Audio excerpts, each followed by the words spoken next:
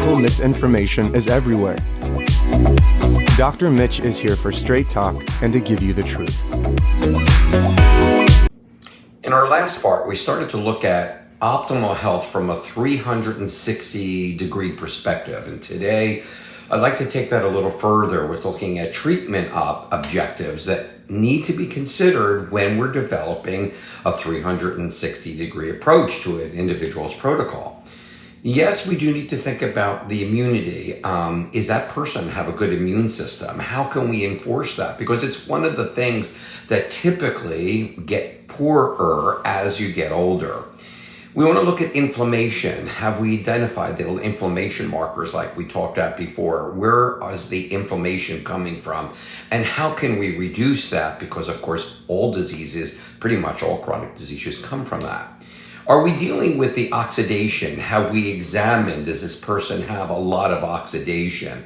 And of course, we want to look at what toxins this person might have. Before we use the words, I'm going to detox them. Detox what should always be your question. And what are the microbes? Is there a balance of this microbiome in the gut, in the lung, on the skin, in the vagina, in the mouth? Can we balance them appropriately? Are we getting good hormone objectives? In other words, is there good cell-to-cell communication, which is typically handled by this hormone? Is the microcirculation and the hemodynamics of this individual, are they healthy? Is there any microcirculation embarrassment or any areas, for example, that may be of difficulty? Because much of our medicines and pharmacological areas that we use do not look at that microcirculation, and yet much of our disease occurs in the tiny capillaries, venules, and arterioles. Everyone has stress, so have you taken the time to begin to deal with that stress in your protocol? Of course, if there's any pain, that goes without even thinking that we need to take care of that. We hear a lot about this mitochondrial improvement, but are we actually improving the mitochondria? And if so, how are you doing that? Have you looked clearly at that system that pretty much handles everything that's unconscious, the autonomic nervous system?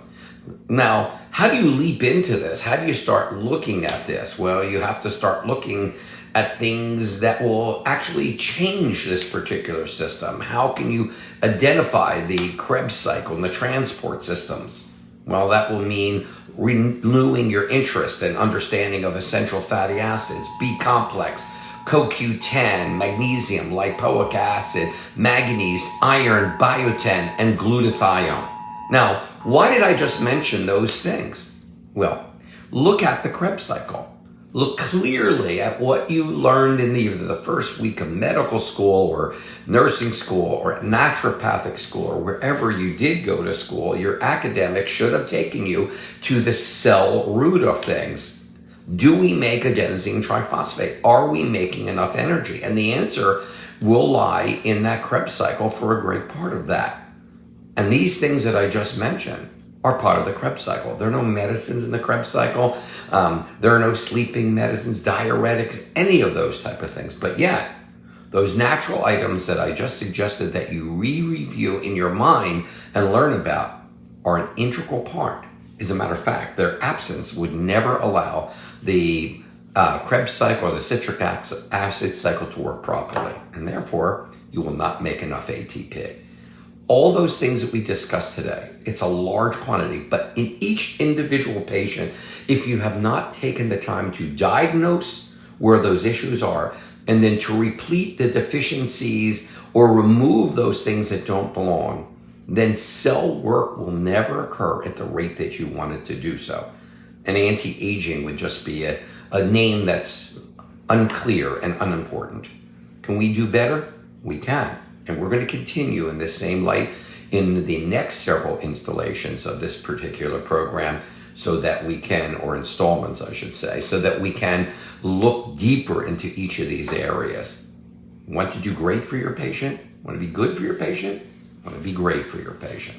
I'm trying to help you, and hopefully I am to be great. I'm Mitch Ghen. If you need any more information, please go to www.drmitch.com That's drmitchghen.com. Thanks so much for watching.